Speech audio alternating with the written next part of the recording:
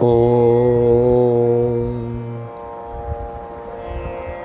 नमः श्री ज्योतिराजाय विवेकानन्दसूरये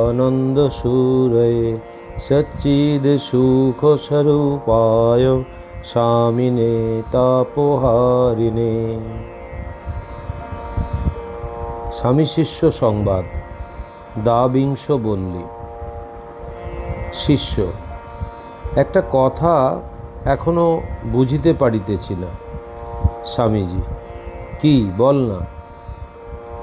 শিষ্য: এই যে আপনি বলিলেন এই সৃষ্টিস্থিতি লয়াদি ব্রহ্মে অধ্যস্ত,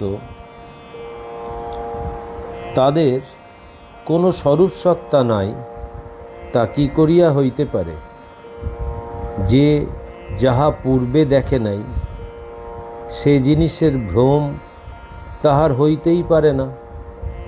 যে কখনো সাপ দেখে নাই তাহার দরাতে যেমন সর্পভ্রম হয় না, সেইরূপ যে এই সৃষ্টি দেখে নাই তার ব্রহ্মে সৃষ্টিভ্রম হইবে কেন? সুতরাং সৃষ্টি ছিল বা আছে, তাই সৃষ্টিভ্রম হইয়াছে। ইহাতেই দ্বৈতাপত্তি উঠিতেছে। স্বামীজি: ব্রহ্মজ্ঞ পুরুষ তোর প্রশ্ন এইরূপে প্রথমেই প্রত্যাখ্যান করবেন যে তার দৃষ্টিতে সৃষ্টি প্রভৃতি একেবারেই প্রতিভাত হচ্ছে না। তিনি একমাত্র ব্রহ্মসত্তাই দেখছেন, রজ্জুই দেখছেন, সাপ দেখছেন না। তুই যদি বলিস আমি তো এই সৃষ্টি বা সাপ দেখছি, তবে তোর দৃষ্টিদোষ দূর করতে তিনি তোকে রজ্জুর স্বরূপ বুঝিয়ে দিতে চেষ্টা করবেন। যখন তার উপদেশ ও বিচার বলে তুই রজ্জুসত্তা বা ব্রহ্মসত্তা বুঝতে পারবি, তখন এই ভ্রমাত্মক সর্পজ্ঞান ও সৃষ্টি জ্ঞান নাশ হয়ে যাবে। তখন এই সৃষ্টিস্থিতি লয়রূপ ভ্রম জ্ঞান ব্রহ্মে আরোপিত ভিন্ন আর কি বলতে পারিস? অনাদি প্রবাহরূপে এই সৃষ্টি ভানাদি চলে এসে থাকে তো থাকুক, তার নির্ণয়ে লাভালাভ কিছুই নাই। ব্রহ্মত্ব করামল কবৎ প্রত্যক্ষ না হলে এ প্রশ্নের পর্যাপ্ত মীমাংসা হতে পারে না, এবং তখন আর প্রশ্নও ওঠে না, উত্তরেরও প্রয়োজন হয় না। ব্রহ্মতত্ত্বাস্বাদ তখন মুখস্বাদও বৎ হয়। শিষ্য: তবে আর এত বিচার করিয়া কি হইবে? স্বামীজি: ওই বিষয়টি বুঝবার জন্য বিচার। সত্যবস্তু কিন্তু বিচারের পারে, নৈষা তর্কেন মতিরাপনেয়া। এইরূপ কথা হইতে হইতে শিষ্য স্বামীজির সঙ্গে মঠে আসিয়া উপস্থিত হইল।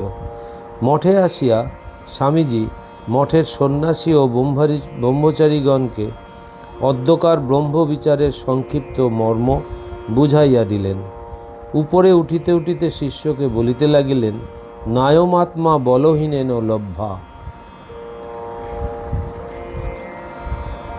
উত্তরকাণ্ড। প্রথম বল্লী। স্থান বেলুর মঠ, নির্মাণকাল বর্ষ 1898। প্রথম বল্লী।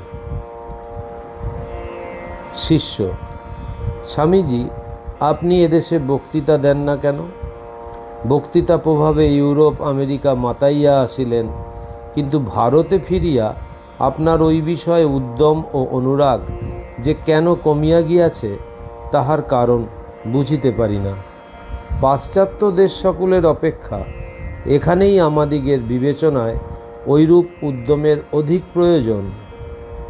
স্বামীজি: এদেশে আগে গ্রাউন্ড তৈরি করতে হবে, তবে বীজ ফেললে গাছ হবে। পাশ্চাত্যের মাটিই এখন বীজ ফেলবার উপযুক্ত, খুব উর্বরা। দেশের লোকেরা এখন ভোগের শেষ সীমায় উঠেছে। ভোগে তৃপ্ত হয়ে এখন তাদের মন তাতে আর শান্তি পাচ্ছে না, একটা দারুণ অভাব বোধ করছে। তোদের দেশে না আছে ভোগ, না আছে যোগ। ভোগের ইচ্ছা কতকটা তৃপ্ত হলে তবে লোকের যোগের কথা শোনে ও বোঝে। অন্যভাবে ক্ষীণ দেহ, ক্ষীণ মন, রোগ শোক পরিতাপের জন্মভূমি ভারতে লেকচার ফেকচার দিয়ে কি হবে? শিষ্য: কেন, আপনিই তো কখনো কখনো বলিয়াছেন এদেশ ধর্মভূমি।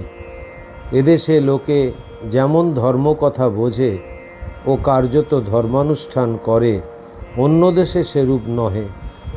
তবে আপনার জ্বলন্ত বাগ্মিতায় দেশ কেন মাতিয়া না উঠিবে, কেন ফল না হইবে? স্বামীজি: ওরে, ধর্মকর্ম করতে গেলে আগে কূর্মাবতারের পূজা চাই। পেট হচ্ছেন সেই কূর্ম, একে আগে ঠান্ডা না করলে তো ধর্মকর্মের কথা কেউ নেবে না। দেখতে পাচ্ছিস না, পেটের চিন্তাতেই ভারত অস্থির। বিদেশির সঙ্গে প্রতিদ্বন্দ্বিতা, বাণিজ্যে অবাধ রপ্তানি, সর্বাপেক্ষা তোদের পরস্পরের ভিতর ঘৃণিত দাস সুলভ ঈর্ষাই তোদের দেশের অস্থিমজ্জা খেয়ে ফেলেছে। ধর্মকথা শোনাতে হলে আগে এদেশের লোকের পেটের চিন্তা দূর করতে হবে, নতুবা শুধু লেকচার ফেকচারে বিশেষ কোনো ফল হবে না। শিষ্য: তবে আমাদের এখন কি করা প্রয়োজন? স্বামীজি: প্রথমত কতকগুলি ত্যাগী পুরুষের প্রয়োজন, যারা নিজেদের সংসারের জন্য না ভেবে পরের জন্য জীবন উৎসর্গ করতে প্রস্তুত হবে। আমি মঠ স্থাপন করে কতকগুলি বাল সন্ন্যাসীকে তাই ওই রূপে তৈরি করছি। শিক্ষা শেষ হলে এরা দ্বারে দ্বারে সকলকে তাদের বর্তমান শোচনীয় অবস্থার বিষয় বুঝিয়ে বলবে। ওই অবস্থার উন্নতি কীরূপে হতে পারে সে বিষয়ে উপদেশ দেবে, আর সঙ্গে সঙ্গে ধর্মের মহান সত্যগুলি সোজা কথায় জলের মতো পরিষ্কার করে তাদের বুঝিয়ে দেবে। তোদের দেশের মাস অফ পিউপিল, জনসাধারণ যেন একটা স্লিপিং লেভিয়াথান। এদেশের এই যে বিশ্ববিদ্যালয়ের শিক্ষা, এতে শতকরা বড়জোর একজন কি দুইজন দেশের লোক শিক্ষা পাচ্ছে। যারা পাচ্ছে তারাও দেশের হিতের জন্য কিছু করে উঠতে পারছে না। কি করেই বা বেচারি করবে বল? কলেজ থেকে বেরিয়েই দেখে সে 7 ছেলের বাপ, তখন যা তা করে একটা কেরানিগিরি, বড়জোর একটা ডেপুটিগিরি জুটিয়ে নেয়। ওই হলো শিক্ষার পরিণাম। তারপর সংসারের ভারে উচ্চকর্ম, উচ্চ চিন্তা করবার তাদের আর সময় কোথায়? তার নিজের স্বার্থই সিদ্ধ হয় না, পরার্থে সে আবার কি করবে? শিষ্য: তবে কি আমাদের উপায় নাই? স্বামীজি: অবশ্য আছে। এ সনাতন ধর্মের দেশ, এদেশ পড়ে গেছে বটে, কিন্তু নিশ্চয়ই আবার উঠবে। এমন উঠবে যে জগৎ দেখে অবাক হয়ে যাবে। দেখিসনি, নদী বা সমুদ্রে তরঙ্গ যত নামে, ঢেউটা তারপর তত জোরে ওঠে। এখানেও সেই রূপ হবে। দেখছিস নি, পূর্বাকাশে অরুণোদয় হয়েছে, সূর্য ওঠবার আর বিলম্ব নেই। তোরা এই সময় কোমর বেঁধে লেগে যা। সংসার ফংসার করে কি হবে? তোদের এখন কাজ হচ্ছে দেশে দেশে গাঁয়ে গাঁয়ে গিয়ে দেশের লোকদের বুঝিয়ে দেওয়া যে আর আলিস্যি করে বসে থাকলে চলছে না। শিক্ষাহীন, ধর্মহীন বর্তমান অবনতিটার কথা তাদের বুঝিয়ে দিয়ে গে বলগে, ভাই সব ওঠো জাগো, কতদিন আর ঘুমোবে? আর শাস্ত্রের মহান সত্যগুলি সরল করে তাদের বুঝিয়ে দিগে। এতদিন এদেশের ব্রাহ্মণেরা ধর্মটা একচেটে করে বসেছিল। কালের স্রোতে তা যখন আর টিকল না, তখন সেই ধর্মটা দেশের সকল লোকে যাতে পায় তার ব্যবস্থা করগে। সকলকে বোঝাগে, ব্রাহ্মণদের ন্যায় তোমাদেরও ধর্মের সমানাধিকার। আচণ্ডালকে এই অগ্নিমন্ত্রে দীক্ষিত কর, আর সোজা কথায় তাদের ব্যবসায়, বাণিজ্য, কৃষি প্রভৃতি গৃহস্থ জীবনের অত্যাবশ্যক বিষয়গুলি উপদেশ দিগে। নতুবা তোদের লেখাপড়াকেও ধিক, আর তোদের বেদবেদান্ত পড়াকেও ধিক।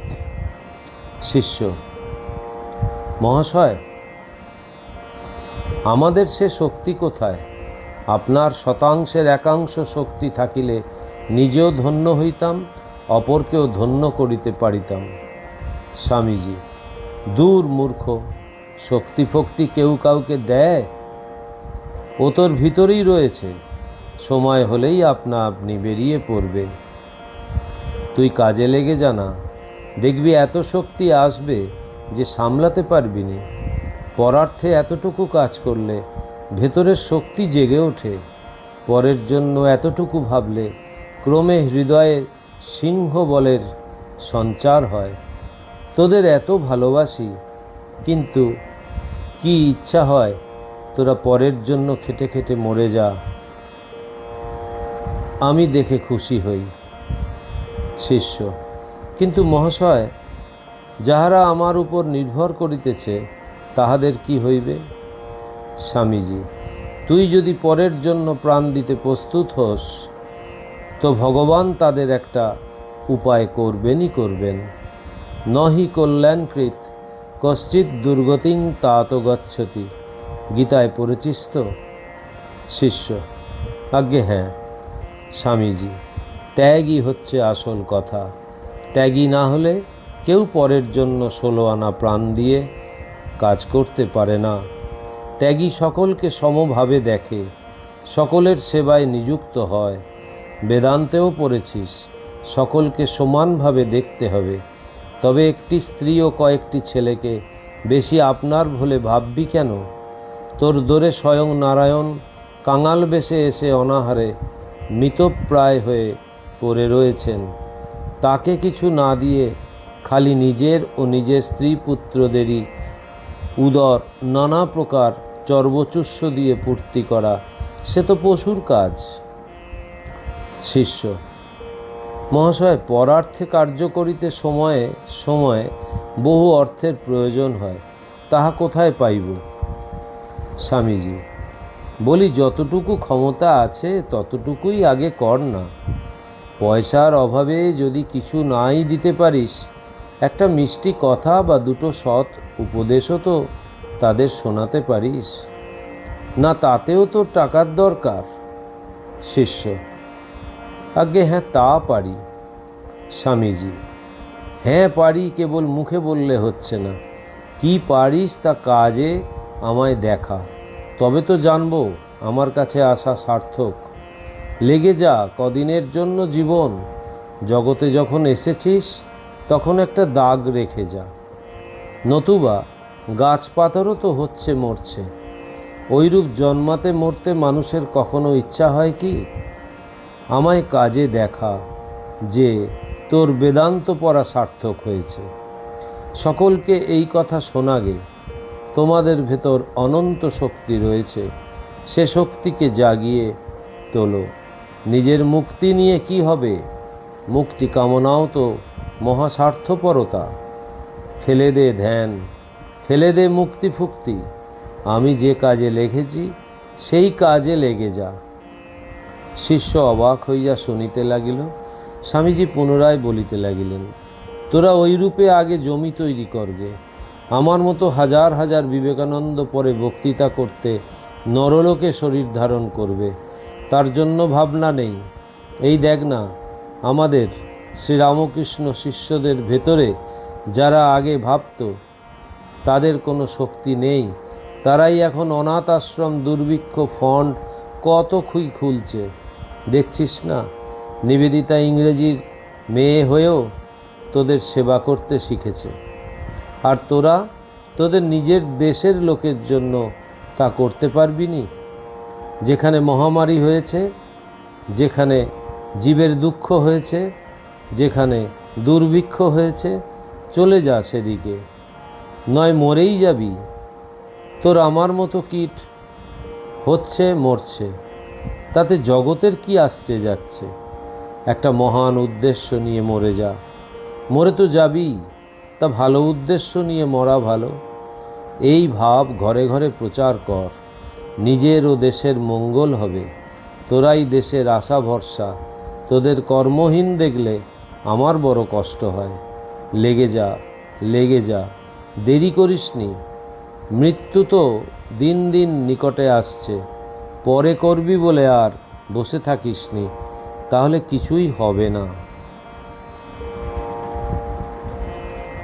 পরতত্ত্বে সদা লীন রামকৃষ্ণ সমজ্ঞয়া, यो ধর্ম স্থাপনরত বীরে শান্তম নমাম্যহম। শ্রীরামকৃষ্ণার্পণমস্তু।